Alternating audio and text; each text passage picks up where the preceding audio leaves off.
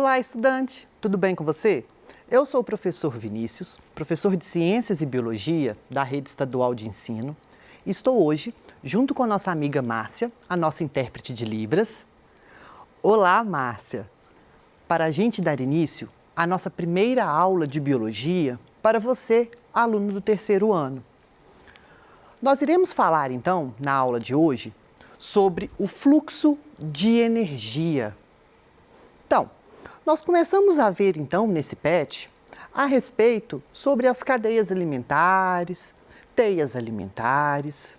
Na última aula, nós vimos, então, a respeito sobre as pirâmides ecológicas, onde eu mostrei para vocês a questão da pirâmide de massa, de biomassa, de número, de energia. E hoje, então, nós iremos falar sobre o fluxo de energia no ecossistema, onde nós iremos, então, compreender a dinâmica do fluxo energético em um ecossistema.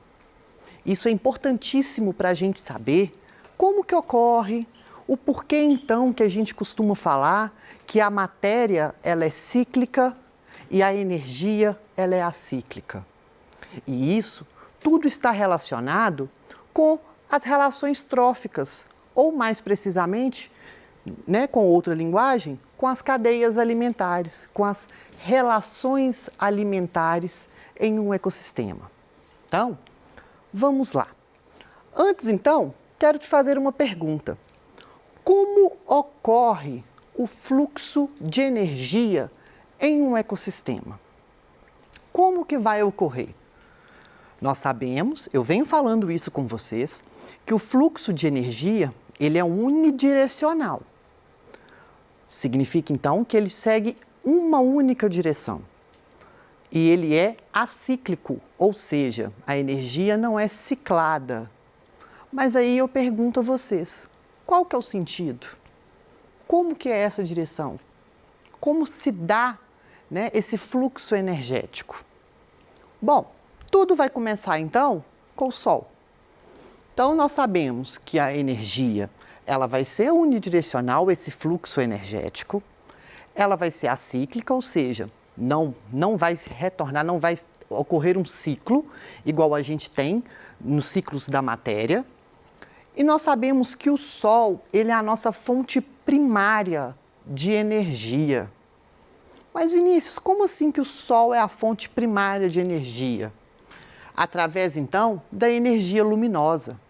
Porque essa energia luminosa que chega até a Terra, ela vai ser convertida em energia química, através de um processo denominado fotossíntese.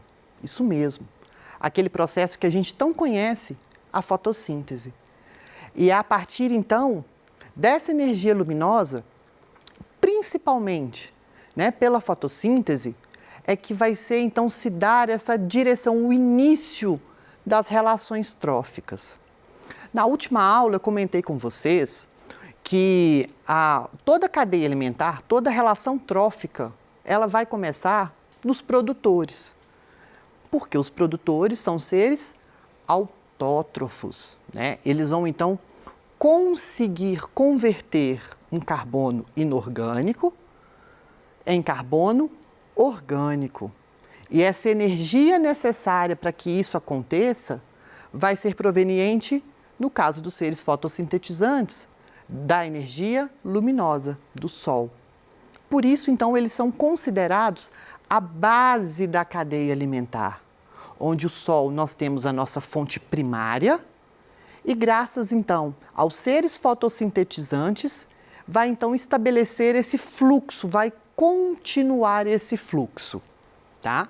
Depois, então, que essa energia luminosa, ela vai ser convertida em energia química através da fotossíntese, nós vamos, então, que essa energia química, ela vai ser consumida nos próprios seres autótrofos, na respiração, na liberação de calor, tá? Na realização, então, do seu metabolismo.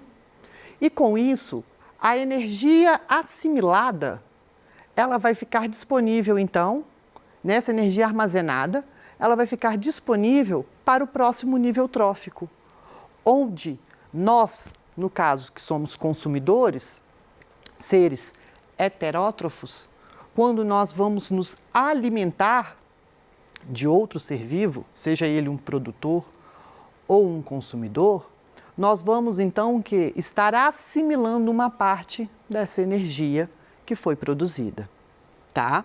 Então nós sabemos aqui que o Sol é a nossa fonte primária, tá? Essa energia, então, os produtores irá converter essa energia luminosa em energia química através da fotossíntese.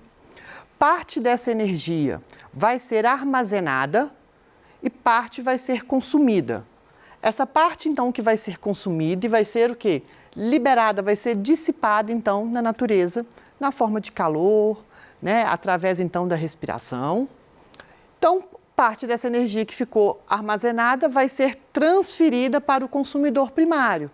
A mesma coisa, parte da energia consumida, parte é liberada, a energia disponível, então, vai ser transferida para o próximo ser vivo, que vai ser o consumidor secundário, e assim até chegar nos decompositores, onde os decompositores, eles irão simplesmente fazer o quê? A ciclagem da matéria. Irá devolver para os produtores, tá, o carbono inorgânico, onde esses nutrientes, então, vão voltar para os produtores, que vai servir como base para eles, então, realizarem a fotossíntese. Por isso que nós falamos que a energia, ela é acíclica, porque ela não vai circular. O que simplesmente irá retornar vai ser a matéria. Tranquilo? Então, nós sabemos que o fluxo energético na natureza, ele vai ser unidirecional, ou seja, ele vai ter um único sentido, que vai ser dos produtores para os consumidores. Tranquilo? Então, feito isso, então, a gente tem que saber que essa energia disponível, essa energia armazenada, nós estamos, então, relacionados a um conceito, o que nós chamamos de produtividade. Quando nós estamos falando em produtividade em um ecossistema, nós estamos falando, então, dessa energia, seja ela armazenada ou seja essa energia assimilada, tá? E esse é um conceito muito importante para a gente poder compreender como que se dá essa dinâmica desse fluxo energético. E aí, se você for fazer um Enem, isso vai te auxiliar muito na hora de resolver as outras questões de ecologia, por exemplo. Que esse conceito é um conceito que geralmente, em 80% mais ou menos das provas do Enem, cai esse conceito. Não esse conceito bruto que é produtividade, mas aplicado, como que se dá então essa dinâmica energética em um ecossistema, tá? Quando nós estamos falando então em produtividade, nós estamos falando ou de produtividade primária ou de produtividade secundária. E aí eu te falo, existe uma diferença. Quando eu estou falando em produtividade primária, eu estou falando de uma produtividade que vai estar relacionada com os produtores, tá? E vai ser o quê? O total da biomassa ou energia produzida por aqueles produtores, tá? Então, produtividade primária vai estar relacionada, então, com a energia ou a biomassa, tá? Produzida, então, por esses seres, que no caso são os produtores. Lembram-se que biomassa vai ser o quê? A massa seca, massa orgânica. Aquilo até que eu comentei na última aula. Eu pego lá, se eu subir na balança agora, por exemplo, está lá pesando lá em torno de uns 2 dígitos, não chega a 3 não. Só que aí a gente tem muita retenção de líquido, né? Então aí a gente fica gordinho, fica cheinho. Se eu subir na balança, vou estar pesando X. Se eu tirar toda água, sais minerais, tudo que é inorgânico do meu corpo, eu vou ter só o quê? A massa orgânica. E isso eu chamo de biomassa, tá? Então, quando eu estiver falando em biomassa, eu estou falando então de toda a massa orgânica de um organismo. Eu tiro água, sais minerais e tudo aquilo que foi inorgânico. Tranquilo? E aí nós temos alguns conceitos. Quando eu falo em produtividade primária bruta ou PPB, produtividade primária bruta, eu estou falando então da quantidade de energia produzida. Então vamos supor que na hora que a gente vai, exemplo, vamos colocar isso como se fosse o nosso salário. Você ganha uma quantia lá, é o seu salário bruto. Quando você vai receber, você vê que não é aquele valor redondinho, certinho, igual a gente vê lá nos salários. Tem o que? Os descontos, né? Impostos, imposto de renda, mas dentre outros descontos. Com isso, você recebe um valor final no mês, que é o que nós chamamos de salário líquido, certo? Esse valor final do mês não é aquilo que sobe para você? Aí você vai pagar suas contas, vai gastar. Então, isso daqui, esse salário líquido, é como se fosse, então, a nossa produtividade primária líquida, ou PPL, que vai ser, então, a energia, né, ou a biomassa disponível para aquele ser vivo, para aquele produtor, tá? E R, a gente fala que é a respiração, tá? Que vai ser o principal processo, então, que vai consumir uma parte dessa energia produzida. Então, nós falamos que a produtividade primária líquida, ela vai ser a produtividade primária bruta menos a respiração. Ou seja, tudo aquilo que a planta ou o ser autótrofo produz, menos o que ele gasta. Eu pego então o que produz e o que ele gasta, o que sobra vai ser o quê? O que vai ficar disponível então para ser transferido para o próximo meio, que vai ser a minha produtividade primária líquida. Vamos ver um exemplo aqui para a gente compreender melhor. Então eu tenho aqui duas comunidades. Tem aqui algumas comunidades, no caso aqui como se fosse uma sucessão ecológica, né? Então eu tenho aqui uma comunidade pioneira, o início então, né, da sucessão, de uma colonização de um ecossistema, de um determinado terreno, até chegar então, e aqui eu tenho tempo, até chegar ao que nós chamamos de comunidade clímax, por exemplo, que vai ser o quê? Quando essa comunidade ela já vai estar autossuficiente, né? Já vai estar, digamos que povoada, né? Ela já vai estar estabilizada. Nós passamos então por esses estágios. Mas vamos comparar essa comunidade pioneira aqui, tá? Onde a gente tem alguns arbustos e gramíneas, e com essa daqui como se fosse uma floresta, tá? O que é que vai acontecer? Vamos pegar aqui, vamos fazer umas continhas aqui para a gente compreender. Olha que interessante, tá? Vamos lá, só para a gente ver aqui, sempre confundo. Então vamos lá. Vamos supor que a produtividade primária, bruta, dessa comunidade pioneira aqui seja em torno de 100. Tem só gramíneas. Então, elas vão estar o quê? Com uma maior área fotossintética, elas vão estar com menos outros indivíduos, elas vão ter uma maior taxa de luminosidade. Então, com isso, a taxa de fotossíntese vai ser maior. A respiração, por serem seres que vão, digamos que, produzir mais do que consome, vai que elas vão gastar, por exemplo, ali somente 10 para somente 10 aqui na respiração. O que sobra, então, que fica disponível ali para o meio vai ser 90. Por quê? 100 menos 10 vai ser 90. 90 joules, por exemplo, unidade de energia. Quando eu venho aqui para essa comunidade clímax, ela vai estar estabilizada. Vamos supor que ela vai produzir ali 1000, porque eu tenho vários organismos, né, várias florestas, então a taxa de fotossíntese vai ser maior, por exemplo. Então vai que eu tenho aqui 1000. Só que, à medida que eu tenho uma comunidade estabilizada, eu também vou ter o que? Muitos gastos. Por quê? Olha o porte desses indivíduos. Vão ser indivíduos maiores.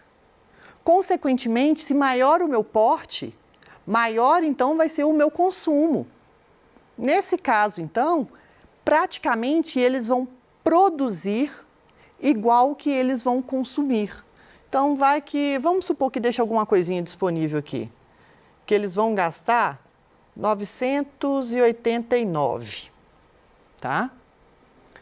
Então, 1000 menos 989 vai chegar aqui, então, a 11. Olha a quantidade de energia disponível aqui e a quantidade de energia disponível ali. É por esse motivo, então, que a gente pode falar e afirmar, por exemplo, que a Amazônia, que no caso é uma comunidade clímax, né, ela vai ser o que? Ela não é considerada o pulmão do mundo, por exemplo. Por quê? Por mais que ela vai produzir muito, né, a produção então é muito, só que ela vai simplesmente o quê? Consumir praticamente tudo que ela produz. Então ela não pode, ela vai ser autossuficiente, diferente de uma comunidade pioneira. Como no caso, por exemplo, a gente pode associar isso ao fitoplâncton, que vai ser o quê? Indivíduos unicelulares, onde a maior parte do oxigênio do nosso planeta provém da onde? Do fitoplâncton. Porque eles vão produzir mais e vão consumir muito pouco. Então é isso que vai acontecer. Tranquilo? Então deu para a gente compreender o que vai ser essa produtividade primária bruta e líquida? Então, vamos aqui então para o próximo. Quando eu falo em produtividade secundária, eu estou falando então dos consumidores, tá? E aí vai ser o quê? A total de biomassa assimilada ou energia assimilada. Enquanto que a primária eu falo que é a produzida, a secundária vai ser assimilada pelos consumidores. Como que vai acontecer? Olha um exemplo aqui. Se eu tenho aqui, por exemplo, 1 tonelada de grama, tá? Essa 1 tonelada, então, vai ser o disponível, tá? Eu vou vir aqui para cá, então, para esses indivíduos que vão se alimentar. Então, eu peguei aqui, olha, um boi, por exemplo, e 300 coelhos. Reparem que, olha o peso deles, iniciais, mais ou menos 500 quilos, e aqui 300 coelhos vão pesar mais ou menos o que um boi pesa. O consumo diário desse boi vai ser 8 quilos, por exemplo. Então, ele vai se alimentar de 8 quilos dessa 1 tonelada. E o consumo diário desses coelhos, de 33 quilogramas. Então, eles vão consumir muito mais. Feito isso, olha o ganho corporal, olha a quantidade. Esse ganho vai ser o quê? Energia assimilada, essa biomassa que eles conseguem acumular. Enquanto o boi, por dia, ele engorda 1 quilo mais ou menos, os coelhos ele engordam 4 quilos. Então, eu posso afirmar nesse caso aqui que o quê? Que os coelhos, eles vão possuir uma produtividade secundária maior do que o boi, porque eles conseguem assimilar muito mais do que o boi. Isso, então, é a minha produtividade secundária. Bom, e aí tem vários fatores que vão interferir na produtividade, como luminosidade, temperatura e a disponibilidade de nutrientes, que vai estar relacionado, então, com o quê? Com a taxa de fotossíntese. Se eu tenho menos fotossíntese, menos energia disponível para o meio. Infelizmente, nós chegamos ao fim da nossa aula. Deixo aqui para vocês uma questão do Enem relacionada a esse assunto. Se teve alguma dúvida, mande para a gente nos canais de comunicação, que eu vou responder daqui a pouquinho no nosso Tira Dúvidas, tá? Vejo vocês até a nossa próxima aula. Até mais!